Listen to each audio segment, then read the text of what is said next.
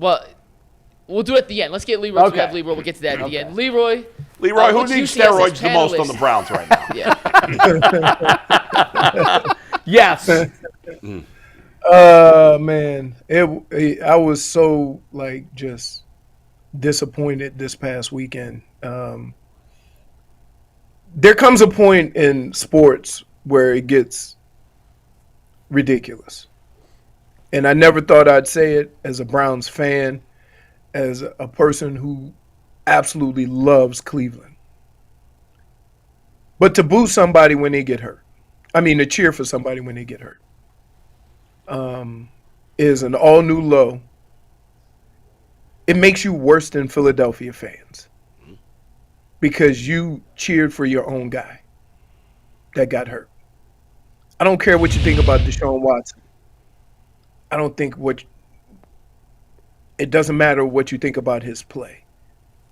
When a human being gets hurt, there should be a sort of sympathy that we all share, that we wouldn't want anybody to have to go through that, regardless of what you think about the person. And it was embarrassing. I tried to put myself in those shoes because there's been stretches where I didn't play good football. And I literally think I would have cried as a grown-ass man.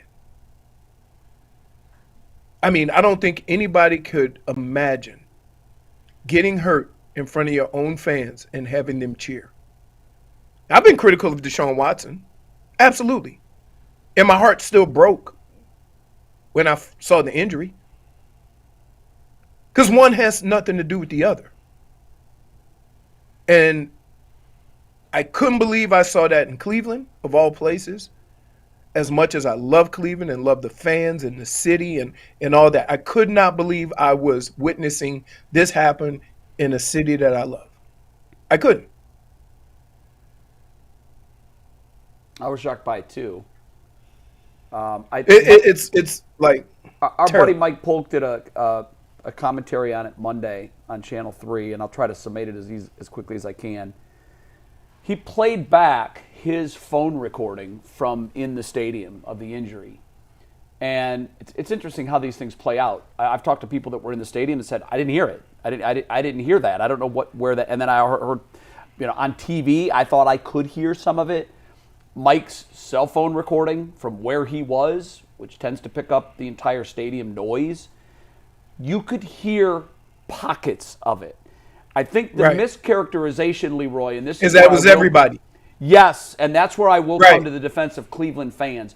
Unfortunately, in life, if there's 5 bad police officers, they paint with an entire brush the profession of policing. It's not fair. And that's why I tried to kind of hesitate a little bit. Right. Yeah. Again, I'm far too familiar with Browns fans in that city to think that everybody felt that way. No, it wasn't even close to everybody. Right. Could you hear it? You could.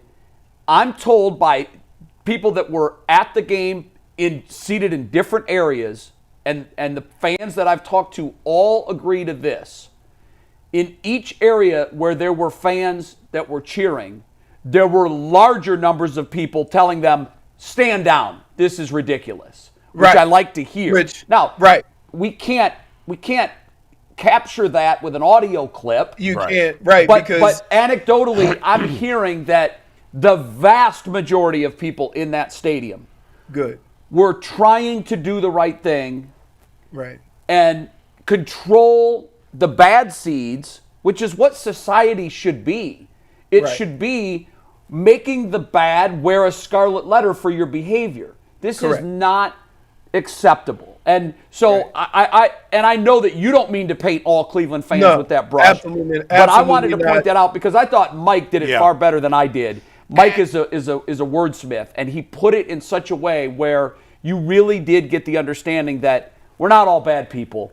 We've got some bad seeds. Every city does. You made a great point, Bull, on Monday. Yeah. Bull made the point that he's willing to bet that if Deshaun Watson was playing for any of the other 31 teams, and that team had given up 3 first-round draft choices, $230 million, and had the production that he had over his 19 games, there would have been pockets of fans that would have done that in every city, and I every believe city that. in America. Bull. There's no doubt about that. I would say that I can't say you're wrong there, but because I have a tie to that behavior, and I almost felt like it was a part of me, right? As a Cleveland fan. Yes, correct. Okay. As a person who loves Cleveland, I thought that it kind of like it hurt me. I agree, and we found ourselves making excuses or trying to not even trying to defend it, but like I was inundated with tweets. I'm sure we all were from friends that are live in other cities and watch other teams, and they're like, "Wow, that's disgusting." And I then found myself saying, "Hey, hold on here. It wasn't everyone," and that's where I felt like I was almost becoming an apologist. Right. And it put all of us in an uncomfortable position. Right. Nobody's excusing the people. There's no excuse for it. It was wrong. Yeah. It was wrong. And by the way, it doesn't make those people necessarily the worst people on the face of the earth. They make mistakes. Some people it's an make emotional mistakes. decision in the moment. It's emotional. But they shouldn't have done that. Here's what I was trying to say Monday.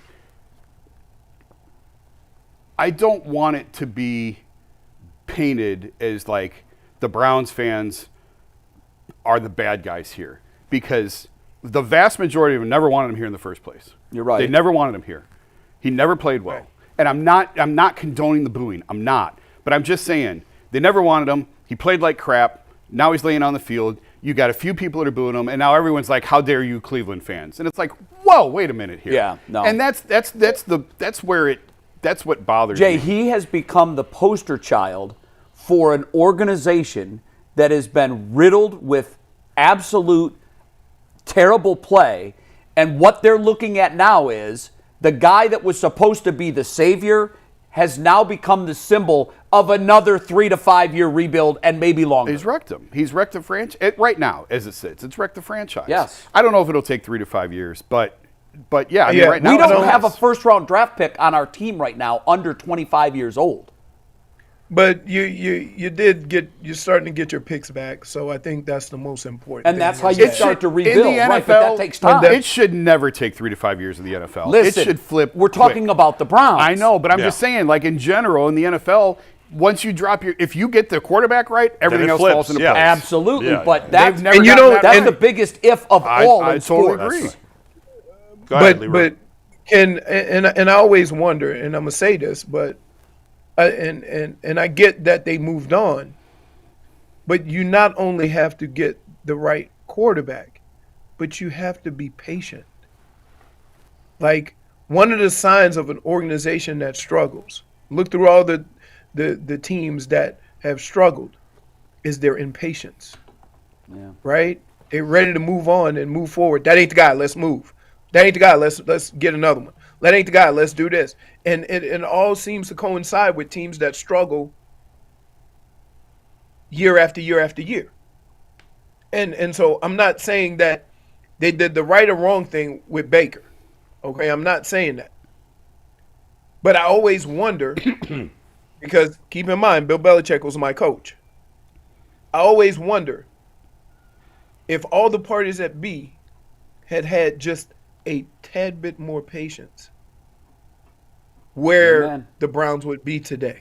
Amen. And so I'm even with every player that I watch, and this is, and because I've lived it, and think about this, the Browns had patience with me. I was terrible my rookie year, right? And I wasn't good, and the whole team was bad. So maybe that, they kind of wrote it off as, it was just a bad year. But you got to have some patience with players, with coaches, and you got to have a plan. And very rarely does that plan involve injecting one person into your organization and turning it around. It very rarely does. Well, yeah, look and see the New York Jets, right?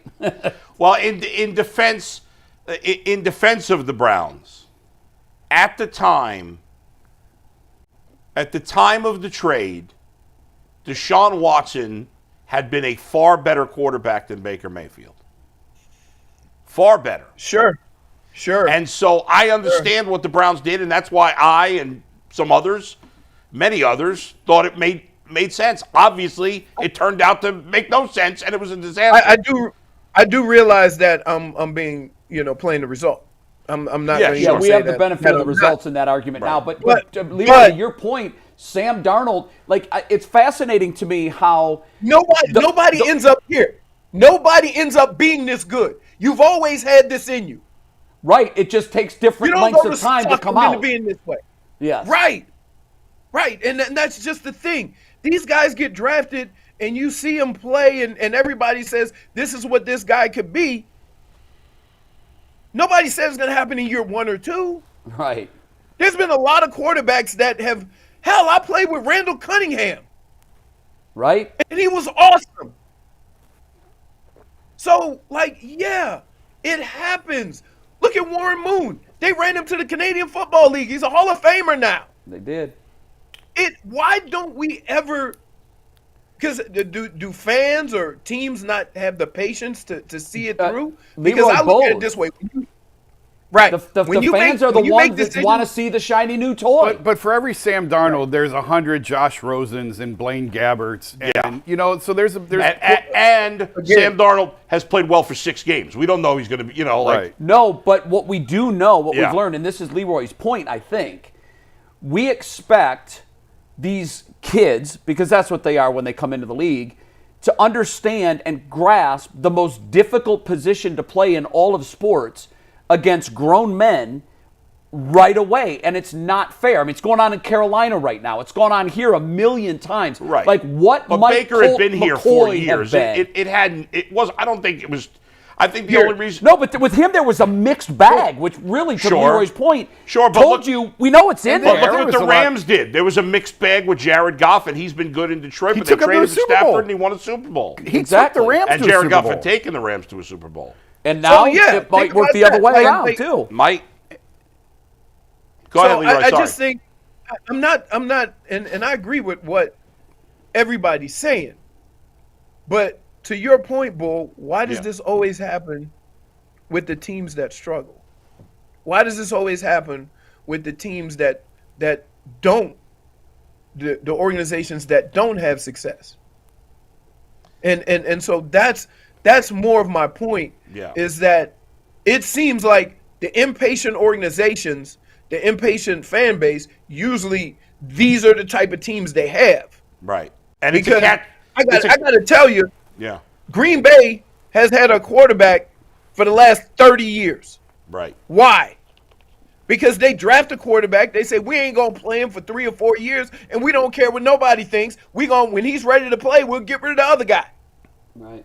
They don't listen to the fan pressure. Well- and look at Right. Pittsburgh. In Pittsburgh, since the retirement of Ben Roethlisberger, when Ben Roethlisberger was done, they're kind of looking around like, is it Kenny Pickett? Is it this guy? Is it this guy? What's stunning to me about the Steelers this year is the fact that they took a quarterback that was flawed from Chicago. They plugged him in, and now they've got their guy healthy in Russ, and all of a sudden, what are they, 5-2? Right, but they haven't won a playoff game in a decade. No, I'm not talking about the past. Yeah. I'm talking about this year. They've been able to navigate the waters with a quarterback that I think we all agree is not going to be an elite quarterback at the NFL level. But they were still able to win because, to Leroy's point, Yeah. the organization is flush with talent around them, and they can bridge that gap better than a Browns can. And our fan base just looks at the new quarterback and says, okay, it's yours, make it happen.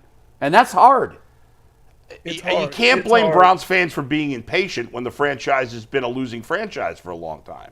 Can't blame And them the for their fan- impatience, Bull. I blame the organization for reacting to their impatience. Absolutely. The Right. organization should Right. never react to. I get people that tweet at me all the time.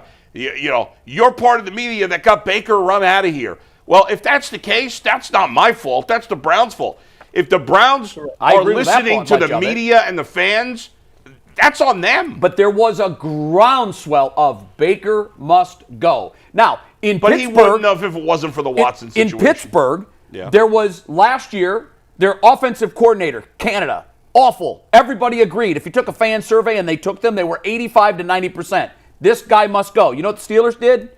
We're going to hold tight. We're going to make sure that it's right. And then in the offseason, they address the issue, and they're muting the fan discourse. They're muting. I would say this: the Steelers have a track record. The Steelers don't have losing seasons. Right. So if the Steelers say to their fans, why are we listening to you? Yeah. We've been doing this right for 50 years. Yeah, we don't need your input. Right. Where in Cleveland, we've gotten it wrong for 50 years. Right. But I would just say, like, there has to be a level of patience from everybody. And listen, I'm not mad at the fans for being the fans. I'm not. Like, you want your team to win. You spend the money to go in that stadium. You want your team to win. You want them to look good. You want whatever you want. That's part of who you are. And I love the enthusiasm. I do. But the organization is supposed to know more. They're supposed to have a better insight on what's going on, how this team is being built, and should be above all that. But when they react and do things like fans do, then there's a problem in the organization. Mm-hmm. And I'm not saying that they have. I'm not saying that their decisions have been based on the fan outcry or whatever. I'm not saying I think there's some of that, Leroy. Right, it could be. But I would say, like, yeah, the Browns went all in on a guy that a bunch of teams wanted. Yep. I don't fault them for that. It did not work. But I appreciate the fact that they were willing to throw all their chips in to get the guy. They weren't the only team. They just knew that he couldn't get on that damn plane because if he went somewhere else, he wasn't coming back. Yeah. Those are the decisions you got to make. And live with. So in the past, the Browns wouldn't have made that choice. They were like, nope, we'll figure it out. We'll stay the course with Baker. Which wouldn't have been, like, again, he did play for two other teams before he got to Tampa. So, No, like, he did. Look, I get it. I understand. We're playing, like, we're all sitting here looking at the results of all these players that have left. I think the bigger issue is the timing of the whole Baker thing was he got hurt. And he tried to play through it, and it didn't help him. It actually confirmed whatever the Browns may have been thinking of him. I think that's very accurate. Unfairly, because, you know, I did whatever I could to be on the football field. I played with injuries. And every time that I played a season with an injury, you know what it resulted in? A pay cut. That's good. Sure. Because A pay cut. you're judged by your performance, and they don't care if you're hurt. If you're out there, you're healthy. So I, like, as much as I want players to suck it up and go give whatever you can, when they don't, I always think this is what the league asks for based on how they do business. Mm-hmm. Yeah, that's Fair. so true. Leroy, Thanks, we got to Leroy. move along. Thanks. It's a very fascinating conversation, and your perspective is a valuable one. I just say, hey, Browns, hang in there, man. Hang in. Listen, I'm with you. And we gon' weather this storm. And I've always believed this, that, you know, when things get so bad, you know, there's always something positive to find out of, even though the team's not winning. Maybe you find a diamond in the rough. Maybe you find, you know, that young quarterback that comes in and finds it and finds his way. You don't know. It's happened with so many other teams. Look at Dak Prescott. Look at Brock Purdy. Yeah, right? maybe our Brock Purdy is out there. Right. Maybe he's out there. I don't know. But it's like, it is what it is right now. Let's weather the storm and watch these 20 to 12 games. Awesome.